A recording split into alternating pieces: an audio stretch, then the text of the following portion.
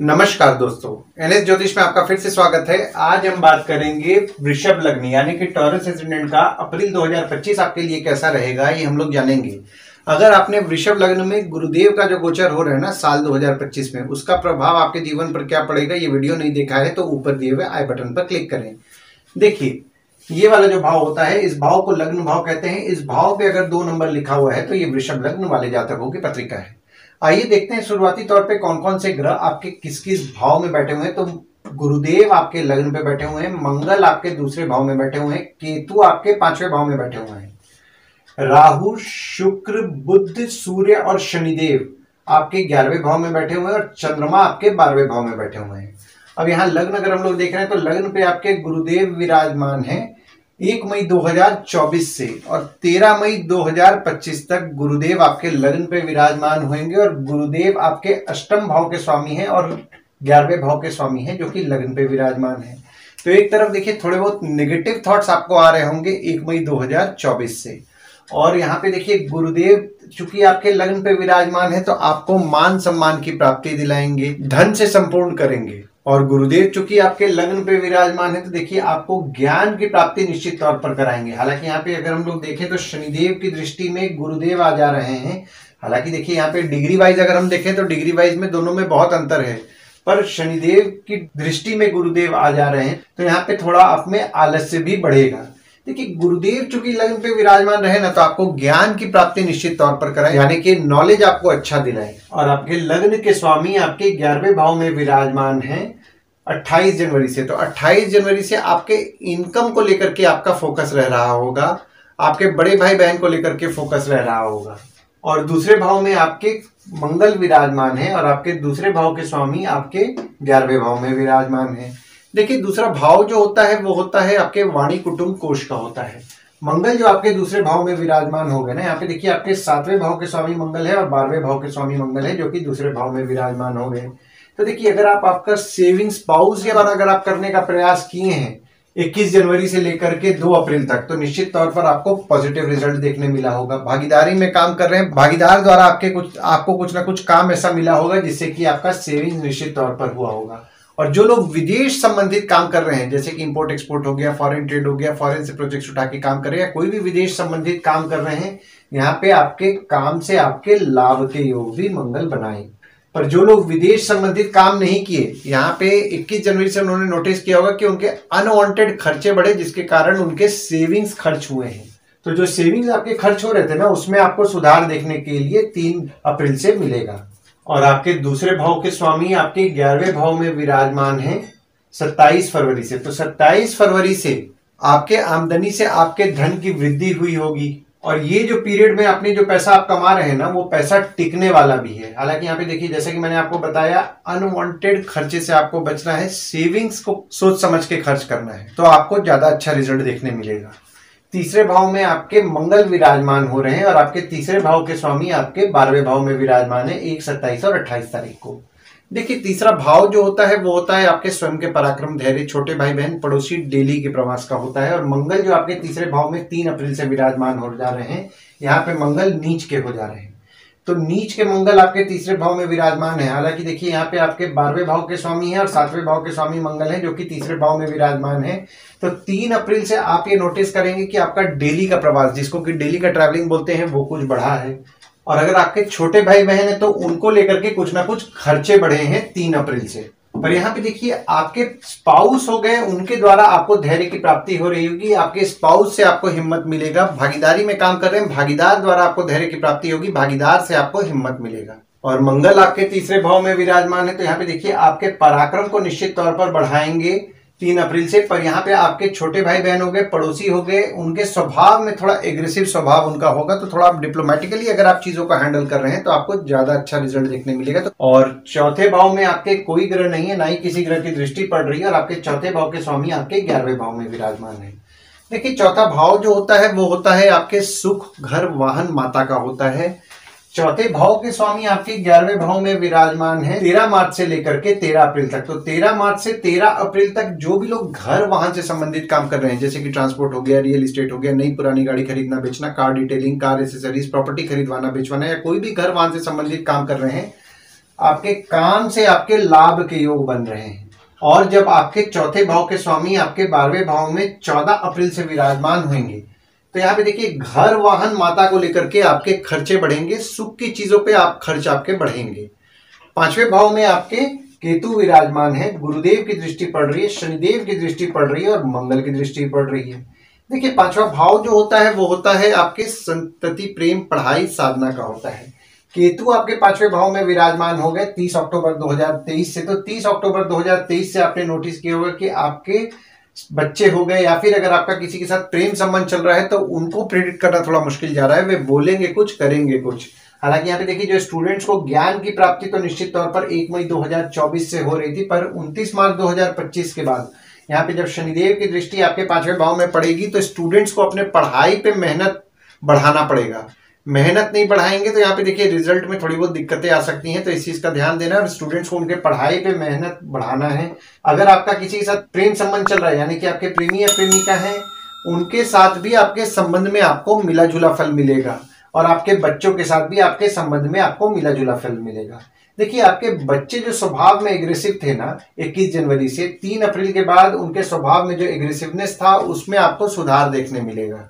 और आपके तीसरे भाव के स्वामी आपके 11वें भाव में विराजमान है।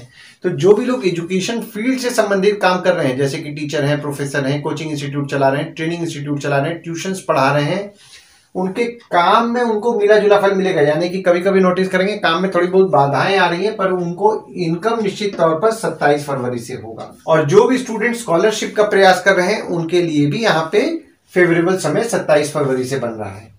6वें भाव में आपके कोई ग्रह नहीं है, पर यहाँ पे देखिए सूर्य की दृष्टि आपके 6वें भाव में पड़ रही है और मंगल की दृष्टि आपके 6वें भाव में पड़ रही है और आपके 6वें भाव के स्वामी आपके 11वें भाव में विराजमान है। देखिए 6वां भाव जो होता है वो होता है आपके रोग, ऋण, शत्रु, मामा मौसी का होता है। 6वें भाव में आपके मंगल की दृष्टि पड़ रही है 3 अप्रैल से। तो 3 अप्रैल से आप ये नोटिस करेंगे कि आपके शत्रु या कॉम्पिटिटर स्वभाव में थोड़ा बहुत एग्रेसिव हैं। डिप्लोमेटिकली हैंडल कीजिए चीजों को। देखिए यहाँ पे डिप्लोमेटिकली अगर आप हैंडल नहीं करेंगे तो थोड़ा एग्रेसिव स्वभाव है, छोटे मोटे विवाद हो सकते हैं, तो इस चीज का आपको ध्यान देना है। देखिए 6वें भाव के स्वामी जो है शुक्रदेव आपके 11वें भाव में विराजमान है 28 जनवरी से। तो 28 जनवरी से जो भी लोग मेडिकल फील्ड से संबंधित काम कर रहे हैं जैसे कि डॉक्टर हैं, फार्मासिस्ट हैं, मेडिकल इक्विपमेंट का बिजनेस कर रहे हैं या फिर बैंक रिकवरी या सिक्योरिटी सप्लाई से संबंधित काम कर रहे हैं, उनके काम से उनके लाभ के योग निश्चित तौर पर बन रहे हैं। 7वें भाव में आपके कोई ग्रह नहीं है, पर यहाँ पे देखिए गुरुदेव की दृष्टि आपके 7वें भाव में पड़ रही है और आपके 7वें भाव के स्वामी आपके दूसरे भाव में विराजमान है। देखिए 7वां भाव जो होता है वो होता है आपके स्पाउस, भागीदार का होता है। 7वें भाव में आपके गुरुदेव की दृष्टि पड़ रही है तो आपके स्पाउस और या फिर आपके भागीदार हो गए, उनके साथ आपके संबंध में आपको मजबूती देखने मिलेगा। हालांकि यहाँ पे देखिए आप अगर सेविंग्स करने का प्रयास कर रहे हैं तो यहाँ पे आपकी स्पाउस द्वारा अगर आप सेविंग कर रहे हैं खासकर 21 जनवरी से 2 अप्रैल तक तो आपको ज्यादा अच्छा रिजल्ट देखने मिलेगा। भागीदारी में काम कर रहे हैं, भागीदार द्वारा आपको कुछ ना कुछ काम ऐसा मिलेगा जिससे कि आपका सेविंग्स होगा। और जब आपके 7वें भाव के स्वामी आपके तीसरे भाव में 3 अप्रैल से विराजमान हो रहे हैं तो 3 अप्रैल से आपकी स्पाउस या फिर आपके भागीदार हो गए, उनके द्वारा आपको धैर्य की प्राप्ति भी होगी। 8वें भाव में आपके कोई ग्रह नहीं है, पर यहाँ पे देखिए शनिदेव की दृष्टि पड़ रही है और मंगल की दृष्टि पड़ रही है और आपके 8वें भाव के स्वामी आपके लग्न पे विराजमान है। देखिए 8वां भाव जो होता है वो होता है आपके आयु, जीवन, मृत्यु, अचानक धन लाभ, ससुराल का होता है। 8वें भाव में शनिदेव की दृष्टि जब 29 मार्च से पड़ेगी ना तो यहाँ पे आपके आयु के लिए तो निश्चित तौर पर आपको शुभ फल की प्राप्ति करा रहे हैं, पर यहाँ पे आपके ससुराल वालों के साथ छोटे मोटे मनमुटाव हो सकते हैं। और 21 जनवरी से आपने नोटिस किया होगा कि आपके ससुराल वाले स्वभाव में भी एग्रेसिव रह रहे हैं। तो यहाँ पे देखिए स्वभाव में जो वे एग्रेसिव रह रहे थे उसमें तो उनको सुधार देखने 3 अप्रैल से मिलेगा, पर यहाँ पे छोटे मोटे मनमुटाव हो सकते हैं, मनमुटाव से आपको बचना है। 9वें भाव में आपके कोई ग्रह नहीं है, पर यहाँ पे देखिए गुरुदेव की दृष्टि पड़ रही है और मंगल की दृष्टि 21 जनवरी से पड़ रही है और आपके 9वें भाव के स्वामी आपके 11वें भाव में विराजमान है। देखिए 9वां भाव जो होता है वो होता है आपके भाग्य, धर्म, जीजा, साली, साला, छोटे भाई के स्पाउस का होता है। गुरुदेव की दृष्टि आपके 9वें भाव में पड़ रही है तो आपका भाग्य तो आपका निश्चित तौर पर साथ दे रहा होगा और मंगल की दृष्टि भी आपके 9वें भाव में पड़ रही है तो आपके जीजा, साली, साला, छोटे भाई के स्पाउस हो गए, वे थोड़ा स्वभाव में एग्रेसिव रहेंगे। देखिए डिप्लोमेटिकली चीजों को अगर आप हैंडल कर रहे हैं तो आपको ज्यादा अच्छा रिजल्ट देखने मिलेगा। हालांकि यहाँ पे देखिए आपके और आपके जीजा, साली, साला हो गए, छोटे भाई के स्पाउस हो गए, उनके साथ संबंध में आपको मजबूती देखने मिल रहा होगा। और आपके 9वें भाव के स्वामी आपके 11वें भाव में विराजमान है 29 मार्च से। तो 29 मार्च से आपने नोटिस किया होगा कि इनकम के लिए आपका भाग्य आपका अच्छा साथ दे रहा है। अगर आपका कोई काम आप कम्युनिकेशन द्वारा कर रहे हैं ना, जैसे कि जनसंपर्क हो गया या पहचान के लोग हो गए, दोस्त हो गए, उनसे आपके लाभ के योग बन रहे हैं। दशम भाव में आपके कोई ग्रह नहीं है, पर यहाँ पे देखिए मंगल की दृष्टि आपके दशम भाव में पड़ रही है और आपके दशम भाव के स्वामी आपके 11वें भाव में विराजमान है। देखिए दशम भाव जो होता है वो होता है आपके बॉस, पिता, काम, ऑफिस का होता है। मंगल की दृष्टि आपके दशम भाव में 3 अप्रैल से पड़ेगी, तो यहाँ पे आपके बॉस हो गए, पिता हो गए, थोड़ा स्वभाव में एग्रेसिव रहेंगे। डिप्लोमेटिकली अगर आप उनको हैंडल कर रहे हैं तो आपको अच्छा रिजल्ट देखने मिलेगा और आपके ऑफिस का माहौल भी थोड़ा गर्म रहेगा। तो थोड़ा सा आपको शांत रहना है और समझदारी से चीजों को अगर आप हैंडल कर रहे हैं तो आपको ज्यादा अच्छा रिजल्ट देखने मिलेगा। देखिए यहाँ पे आपके दशम भाव के जो स्वामी है आपके 11वें भाव में विराजमान हो गए 29 मार्च से। तो 29 मार्च से अगर आप पैसा लगा करके काम बढ़ाने का सोच रहे हैं तो ये जो पीरियड आपके लिए बन रहा है बहुत ही फेवरेबल बन रहा है। कोई काम आप कम्युनिकेशन द्वारा करने का सोचेंगे उससे आपको लाभ होगा। पहचान के लोगों के द्वारा अगर आप काम करने का प्रयास कर रहे हैं उससे भी आपके लाभ के योग बन रहे हैं। 11वें भाव में आपके राहु विराजमान है, शुक्र विराजमान है, बुध विराजमान है, सूर्य विराजमान है और शनिदेव विराजमान है और आपके 11वें भाव के स्वामी आपके लगन पे विराजमान है। देखिए 11वां भाव जो होता है वो होता है आपके आय यानी कि इनकम, दोस्त, पहचान के लोग, कम्युनिकेशन, बड़े भाई बहन का होता है। 11वें भाव में आपके राहु विराजमान है 30 अक्टूबर 2023 से, तो आपके इनकम के लिए निश्चित तौर पर शुभ फल की प्राप्ति करा रहे हैं। और आपके बड़े भाई बहन हो गए, दोस्त हो गए, पहचान के लोग हो गए, उनको आपने नोटिस किया होगा कि उनके स्वभाव में थोड़ा जिद बढ़ा है 30 अक्टूबर से।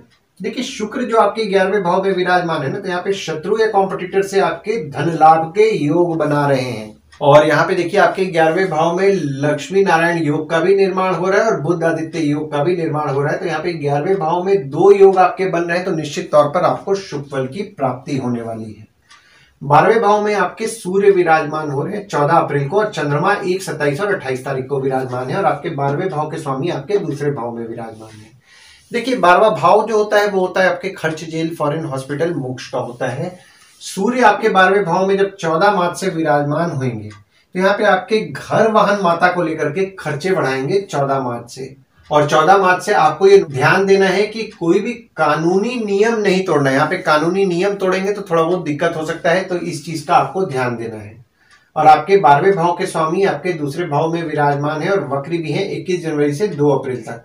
तो 21 जनवरी से 2 अप्रैल तक सेविंग सोच समझ के खर्च करें, क्योंकि यहाँ पे देखिए अनवांटेड कुछ ना कुछ खर्चे निकलेंगे जिससे थोड़े बहुत सेविंग्स भी खर्च हो सकते हैं। पर जो लोग विदेश संबंधित काम कर रहे हैं उनके लाभ के योग बन रहे हैं। तो ओवरऑल अगर मैं देख रहा हूं ना अप्रैल का महीना, तो अप्रैल के महीने में आपके काम आपका अच्छा चलने वाला है और आपके इनकम के लिए आपका भाग्य भी आपका अच्छा साथ देगा। बस यहाँ पे देखिए आपको थोड़ा सा कंट्रोल करना है, क्योंकि आपके बॉस और पिता जो है थोड़ा स्वभाव में एग्रेसिव रहेंगे, ऑफिस का माहौल थोड़ा गर्म रहेगा, तो इस चीज का आपको ध्यान देना है। और नेगेटिव थॉट्स जो आपको आ रहे हैं इस चीज पे भी आपको कंट्रोल करना है, क्योंकि यहाँ पे देखिए नेगेटिव थॉट्स जो आएंगे तो अगर आप मेडिटेशन कर रहे हैं तो आपको निश्चित तौर पर ज्यादा अच्छा रिजल्ट देखने मिलेगा।